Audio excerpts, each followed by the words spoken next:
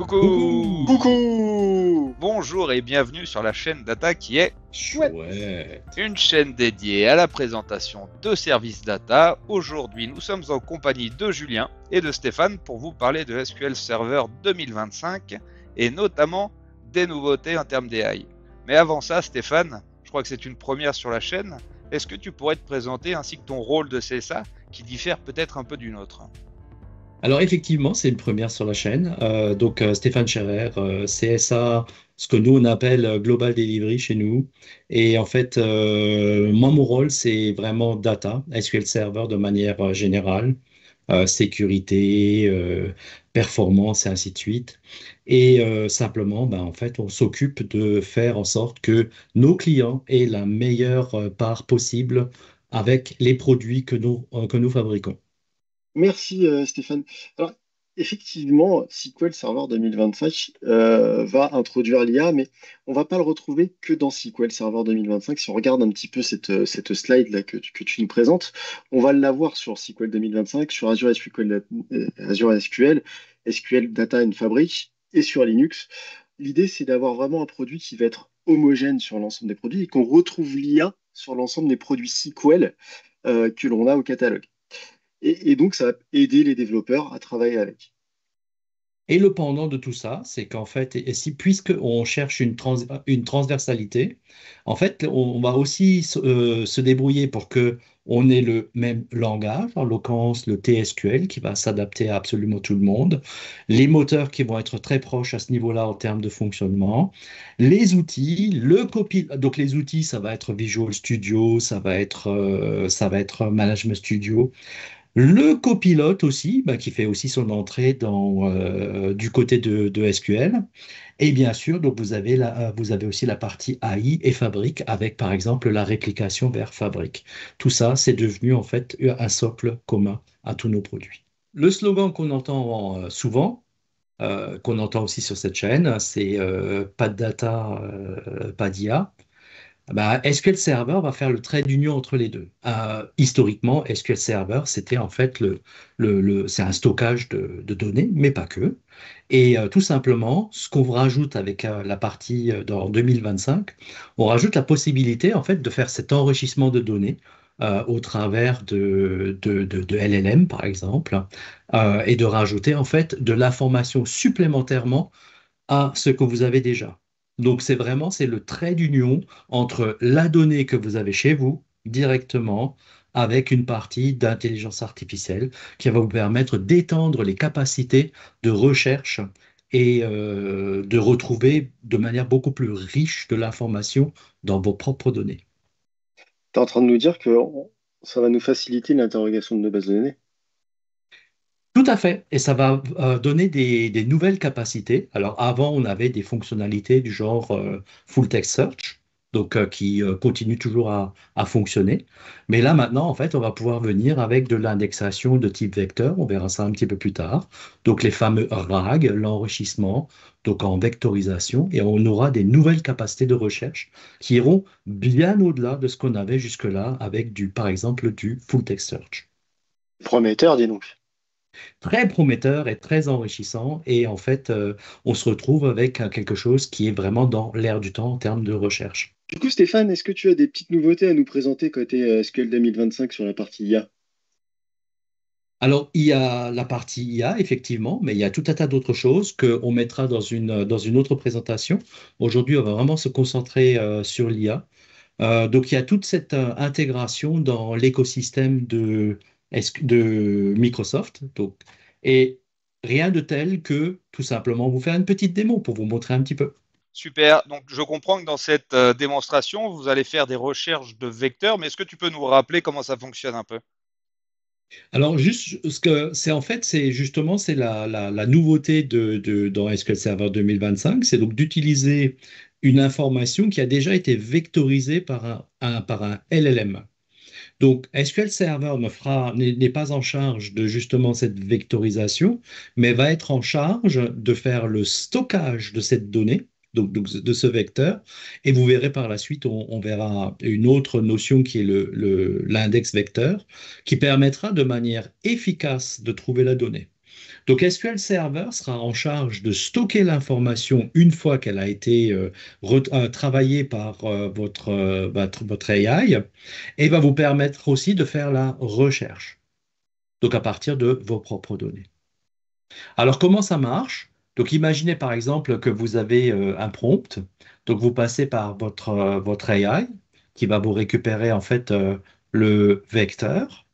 Donc ce vecteur-là, vous allez en fait le comparer à des vecteurs que vous avez déjà préfabriqués avec votre OpenAI et que vous avez stockés dans SQL sur vos propres données. Et grâce à la partie vector search, on va pouvoir en fait comparer le prompt que vous venez de générer en vecteur par rapport aux données que vous avez déjà dans la base. Et par similarité de vecteurs, on va retrouver l'information la plus pertinente. Exactement. Donc, on verra par la suite dans la démo, ça sera une recherche de distance entre votre prompt, qui est un vecteur, et les vecteurs qui sont dans vos bases de données. Alors, je vous rappelle que SQL Server 2025 est en CTP, donc en fait c'est une public preview à l'heure actuelle. Au moment où on enregistre cette vidéo, on est en CTP 1.2. Donc tout ce que je vais vous dire potentiellement peut être enclin à changer dans le temps. Euh, mais par contre aussi, parce qu'on est en CTP, il y a certaines choses qu'il faut activer et entre autres tout un tas de trace flags pour pouvoir utiliser les nouveaux types dont je vous parlerai un petit peu plus tard, qui sont les types vecteurs et les index de type vecteur. Donc tout simplement, ce que je vais faire, c'est commencer par mettre les prérequis. Et en fait, on va simplement dire que je vais utiliser une nouvelle fonctionnalité, et c'est celle-là qui va être super intéressante dans le fonctionnement de SQL, c'est qu'à partir de maintenant, on va pouvoir utiliser ce qu'on appelle des REST API qui sont extérieurs à SQL Server. Et donc cette partie-là, elle est activée ici, plus les trace flags qui permettent, comme je vous disais, d'activer toute la partie vecteur. Donc j'exécute ça, ça va mettre les prérequis en place. Ensuite, ici, je vais commencer par devoir mettre la partie sécurité en place. Parce que vous verrez qu'il va falloir stocker des secrets. Dans mon cas, par exemple, j'ai la clé publique, enfin la clé privée de ma terminaison AI.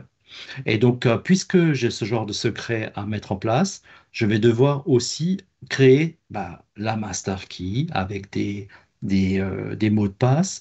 Et simplement ici, le code a l'air relativement complexe, mais c'est tout simplement parce que à l'époque, quand j'ai écrit ce code, je le voulais réentrant pour que je puisse l'exécuter.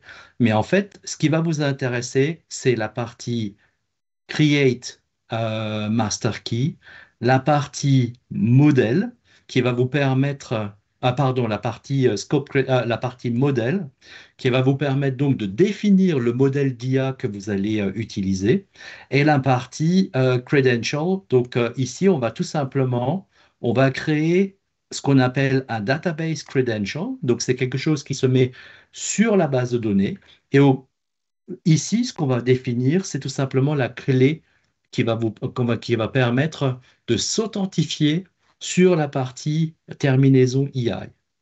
Donc celle-là, elle est en fait en dehors du code pour des questions de sécurité, parce que du coup, la personne qui aura le droit de créer ce fameux credential n'aura pas forcément, ne sera pas forcément là, et c'est même souhaitable lorsqu'on va aller plus bas quand on va créer la procédure stockée. Donc ça peut être deux personnes différentes en termes de sécurité, c'est Oui, il y a beaucoup les mieux. admins qui créent ces différents scope credentials, et puis après il y a les utilisateurs, je suppose les développeurs aussi. Exactement, ce qui fait que le développeur n'a pas forcément besoin de connaître le secret. Et donc, en fait, on isole d'un point de vue sécurité. Donc, j'exécute tout ça pour mettre cette partie écosystème en place. Et une fois que j'ai fait ça, en fait, je peux rentrer effectivement dans ma définition du modèle. Et ça, c'est une nouveauté aussi. Donc, vous avez en fait un nouveau mot réservé qui est le modèle. Et donc, ici, je définis quel est le type de recherche que je vais faire. En l'occurrence, je vais utiliser tout simplement un composant OpenAI de Azure. Mais la beauté de la chose aussi ici, c'est que vous pourriez en fait utiliser votre propre système d'AI. Donc ça, c'est quelque chose que je n'ai pas dit jusque-là, mais typiquement avec SQL Server 2025, vous serez en capacité, si vous le souhaitez, de faire une solution AI complètement on-prem. Donc d'un côté le stockage et de l'autre côté votre LLM ou votre SLM par rapport à ce que vous allez utiliser. En gros, ce Donc que tu es moi, en train de nous dire, je me permets, ce que tu es en train de nous dire, c'est qu'on peut utiliser dans SQL 2025 une intelligence artificielle qui vient utiliser un modèle qui va déjà être entraîné, et tu vas utiliser ce modèle entraîné pour interroger tes données, par exemple, ou travailler avec tes données. C'est ça que tu es en train de nous dire. tout à fait. Donc en fait, tu vas pouvoir utiliser ta propre AI qui est on-prem. Alors nous, on propose entre autres Olama, qui est un genre de framework qui va permettre de pouvoir héberger un SLM ou un LLM. Mais vous n'êtes pas obligé d'utiliser ça. Et donc, vous allez pouvoir utiliser vos propres systèmes, vos propres enrichissements que vous avez fait de votre côté. Donc Propre ici, moi, modèle. le propre modèle, tout à fait. Donc ici, tout simplement, moi, ce que je fais, c'est que j'utilise un modèle tout fait dans Azure. Donc tout simplement, c'est un OpenAI. Et donc, vous voyez, ce que je vais faire, c'est que d'un côté, je vais récupérer les fameux credentials qui ont été créés plus haut. Donc, vous voyez déjà l'isolation en termes de sécurité. Je vais dire ce que je vais avoir comme modèle. Dans mon cas, c'est du Text Embedding ADA 02. Donc ça, c'est quelque chose qui est tout à fait standard dans OpenAI. Et ici, je dis, bah, bien sûr, bah, je travaille avec un OpenAI. Donc ça, c'est mon modèle et c'est ce qui va être utilisé plus tard pour pouvoir faire la partie embedding, donc enrichissement de ma donnée. Donc, je vais exécuter ça. Donc encore une fois, le code est un peu compliqué parce que bon, c'est réentrant, mais c'est beaucoup plus simple On que, pourra que le ça. partager en bas de la vidéo, ce bout de code? Tout à fait, oui. Par rapport aux exemples, on vous mettra des liens sur des démos qui sont toutes faites, qui sont du coup publiques. Et ce que je voulais vous dire aussi, c'est que tout ça, ça s'appuie sur la base de données AdventureWorks, qui est aussi pareil, qui est disponible sur GitHub. Donc, juste le fait d'avoir AdventureWorks plus votre propre AI, Azure par exemple, suffira plus le script à dérouler ce code chez vous et à faire l'exemple chez vous. Ça sera autosuffisant. Donc, quand je continue, tout simplement, ce qu'on va faire, c'est qu'on va créer une table qui, elle, va contenir la partie embeddings, donc l'enrichissement. Et j'arrive sur une deuxième nouveauté de SQL Server, qui est en fait le stockage avec le type vecteur. Donc ça, c'est une nouveauté dans SQL Server 2025. Vous avez la possibilité donc de définir un vecteur, en l'occurrence ici à 1536 dimensions, parce que en fait, c'est ce dont j'ai besoin pour mon modèle. Donc ça va dépendre du modèle que vous allez utiliser. Petite information aussi, encore une fois, ça c'est le CTP 1.2. Lorsque, à l'heure actuelle, vous voulez créer, on verra un peu plus tard, l'index, il vous faut absolument, encore une fois, c'est le CTP 2.0. Il vous faut absolument une contrainte d'unicité cluster sur un integer, enfin sur une valeur entière. C'est une limitation qu'on a à l'heure actuelle. Et je rappelle un petit truc que tu as déjà dit avant, il faut absolument activer le trace flag. Exactement. Donc, c'est les fameux Et, trace flags que vous aviez tout en haut. et sur les précédentes CTP, l'index vectoriel n'existait pas. Exactement. C'est quelque chose qui est relativement récent. Donc, effectivement, pensez à utiliser à minima une CTP 2.0, voire 2.1 qui, à l'heure actuelle, existe. On, on imagine que quand SQL 2025 va sortir, on n'aura pas tout ça à faire. Donc je ne Exactement. sais pas quand est-ce que vous allez regarder la vidéo, mais probablement que vous n'aurez pas ces manipulations à faire. Mais en tout Exactement. cas, il est important de le citer par rapport à un moment actuel où on tourne la vidéo. Du coup, une fois que votre table est créée, ce que vous allez pouvoir faire, c'est commencer à rentrer les données sur la fameuse colonne qui est le vecteur. Donc, on va faire une simple requête avec toutes les jointures qu'il faut pour récupérer toutes les colonnes. Et pour la partie vecteur, vous allez avoir ici un nouveau mot réservé, donc qui fait partie aussi des nouveautés, I Generating Embeddings. Là-dedans, ce que vous allez faire, c'est que vous allez dire la colonne qui contient l'information que vous allez vouloir vectoriser. et le modèle que vous allez utiliser, qu'on a eu un petit peu plus haut, pour faire votre vectorisation, votre enrichissement. Donc, tout simplement avec ça, à partir de la donnée que vous avez déjà, j'insiste là-dessus parce que c'est vraiment là où on a un différenciateur avec SQL 2025, c'est qu'on va pouvoir utiliser vos propres données. Donc ici, je récupère la description et je fais de l'enrichissement et j'insère tout ça dans la base. Donc là, tout simplement, ce que je fais, c'est que pour chaque valeur de ma colonne, je vais aller interroger, dans mon cas, OpenAI pour vectoriser la donnée. Et donc, je lance ça. Et puis là, parce qu'il y en a pour quelques minutes. Donc ici, vous voyez que ça a pris un certain temps. Donc là, vous voyez la génération des fameux différents vecteurs. On en a eu pour 4 minutes 35 à peu près. On a fait ça pour 1764 enregistrements, ce qui n'est pas forcément énorme. Alors, juste pour relativiser ce Mais ça va faire temps-là, qu'une fois. c'est à faire au démarrage, mais il faudra aussi penser par la suite, on n'en parlera pas dans la démo, mais il faudra aussi penser à, par exemple ici, on a fait ça sur la description. Quand la description va changer, il va falloir penser Oui. à réindexer parce que votre vecteur n'est plus en liaison. Donc, il faudra penser à refaire ça. Donc, effectivement, si on s'y prend de manière intelligente, on va pouvoir récupérer juste la partie qui aura été modifiée. Et ce que je voulais aussi vous dire par rapport aux 4 minutes 35, c'est que c'est aussi, de notre côté, c'est notre terminaison OpenAI qui limite et on a des quotas qui sont relativement faibles en tant que Microsoft. Donc, une fois que tout ça est fait, tout simplement, donc, je rajoute un index. Alors ça, c'est simplement pour des questions d'efficacité, ni plus ni moins.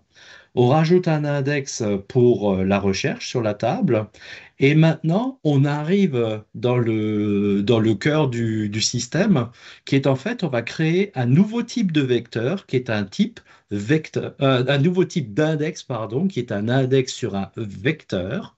Et donc là, effectivement, donc c'est ce que disait tout à l'heure Julien, on a en fait l'approche qui va être cosine et on dit que c'est du disque ANN qui va être utilisé pour faire la recherche. Donc on va créer ce vecteur.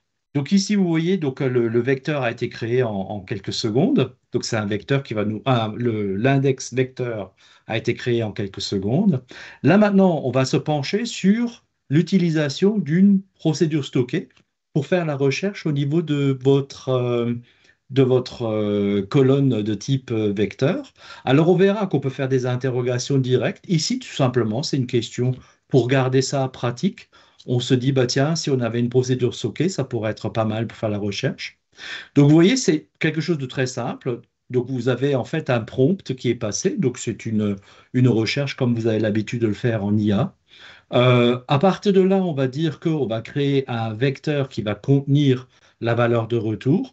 Et ici, à nouveau, vous voyez, j'utilise la fameuse fonction que j'utilisais avant, la IGenerate Cette fois-ci, je dis que c'est le prompt et non plus la valeur qui se trouve dans la colonne. Et j'utilise toujours le même modèle. Alors, c'est important pour que ça fonctionne. Il faut en fait utiliser le même moteur entre la donnée qui est stockée dans votre base de données et le prompt que vous allez utiliser. Et donc, tout simplement, ce qu'on va faire ici, c'est si vous regardez, vous avez une nouvelle fonctionnalité qu'on va utiliser pour faire une recherche de similarité. En l'occurrence, ici, ça va permettre de calculer une distance entre le prompt et la valeur qui se trouve, enfin les valeurs qui se trouvent dans les différentes colonnes. Et à partir de là, à partir du moment en fait où on a ici on a simplement un petit garde-fou qui nous permet de dire je veux quand même un minimum de distance avant de pouvoir retourner la donnée pour pas retourner quelque chose qui est complètement disparate. Donc plus la distance est faible, plus vous êtes proche. Donc plus ce chiffre est petit, mieux c'est. Et donc tout simplement ce qu'on dit c'est que on retourne à un certain nombre d'enregistrements qui est un paramètre d'entrée. Et à partir de là, bah, tout simplement, on retourne les similarités. Donc, je vais créer la procédure.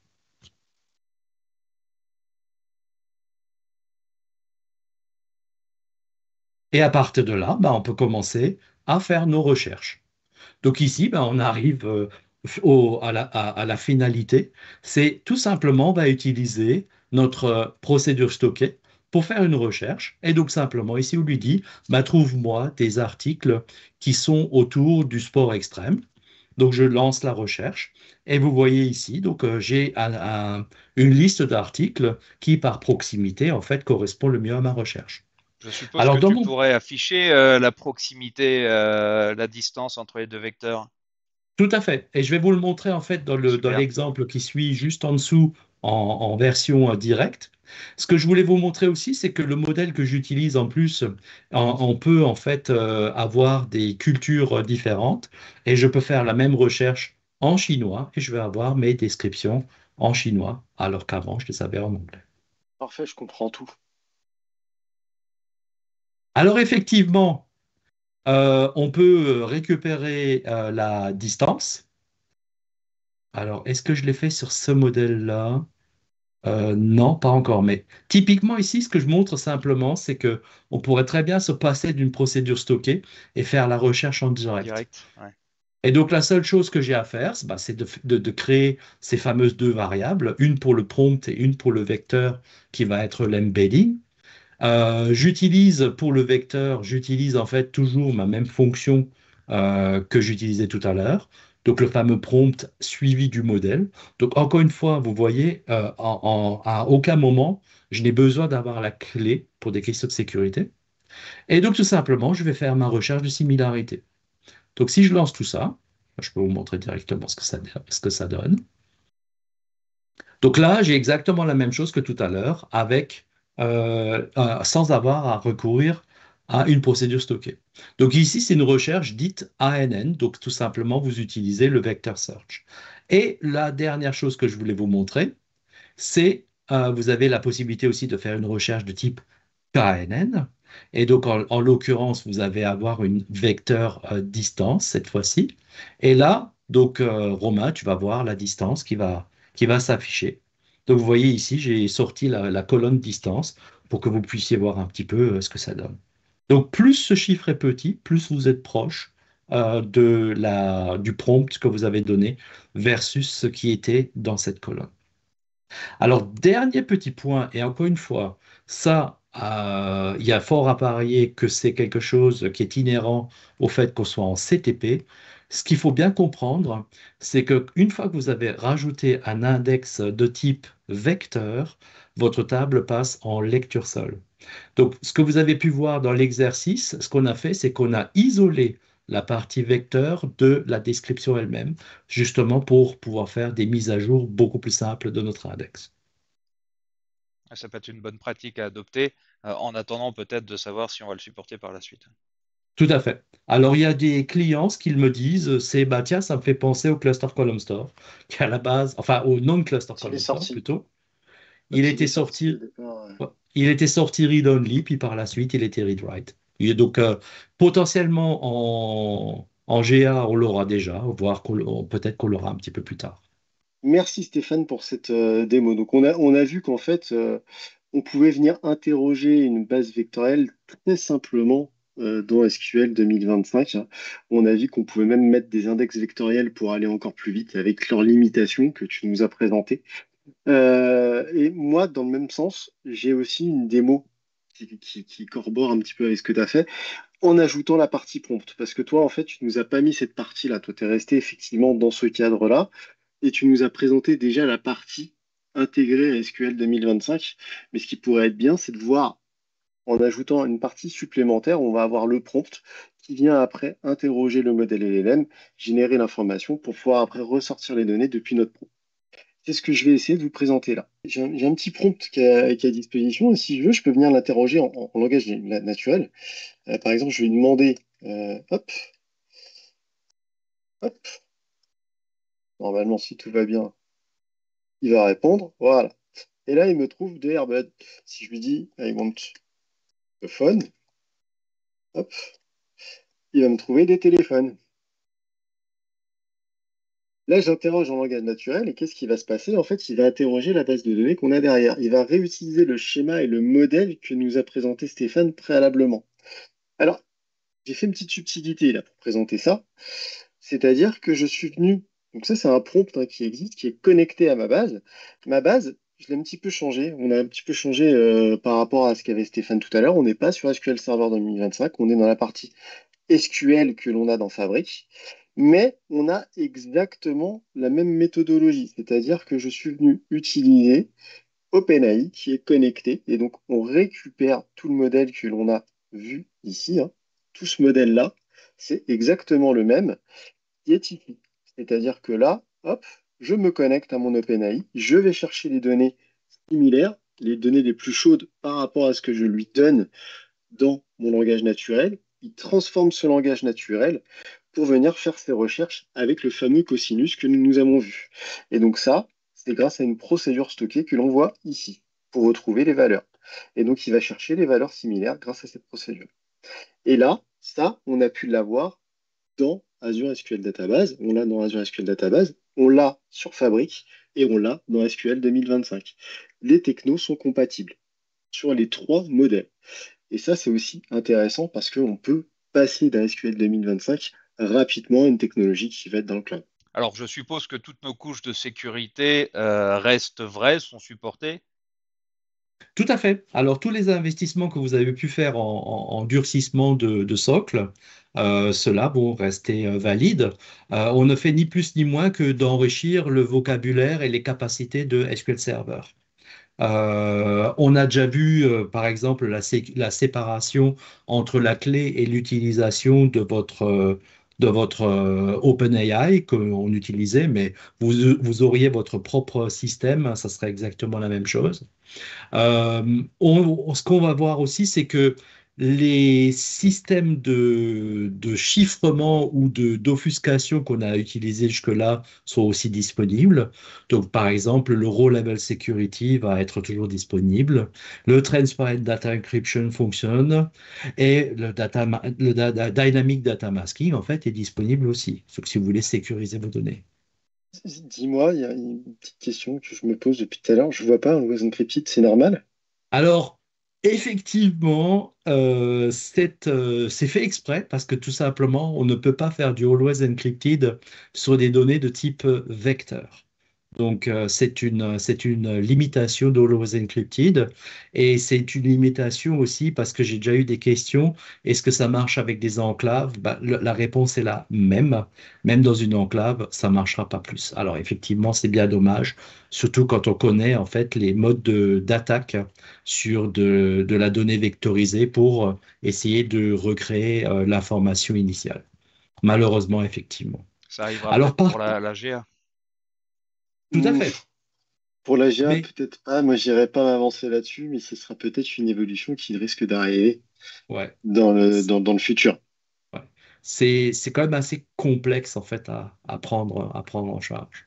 Alors, justement, puisqu'on a cette limitation, quand même, il y a deux, trois informations intéressantes. C'est que vous pouvez aussi utiliser de l'auditing pour savoir qui accède à quoi. Et c'est pareil, c'est toujours des briques standards de SQL Server. Et vous avez aussi la possibilité d'utiliser dans du Ledger, donc en append only, pour pouvoir stocker les différents prompts pour que justement vous puissiez revenir et faire de l'analyse là-dessus. Alors, je suppose que les clients ont déjà ou on commence à tester la solution. Est-ce que vous avez des cas d'usage que vous pouvez citer? Bah, oui, oui, généralement, en fait, moi, les premiers cas d'usage qui sont généralement demandés, c'est vraiment du RAG, hein. C'est-à-dire que je vais essayer d'interroger en langage naturel ma base de données. Je vais gagner du temps et en fait, j'ai plus besoin d'essayer de faire des requêtes. J'interroge ma base directement et c'est vraiment un cas hyper intéressant. Et aussi aller chercher des données similaires, aller rechercher de l'information similaire, d'avoir de la similarité dans les données.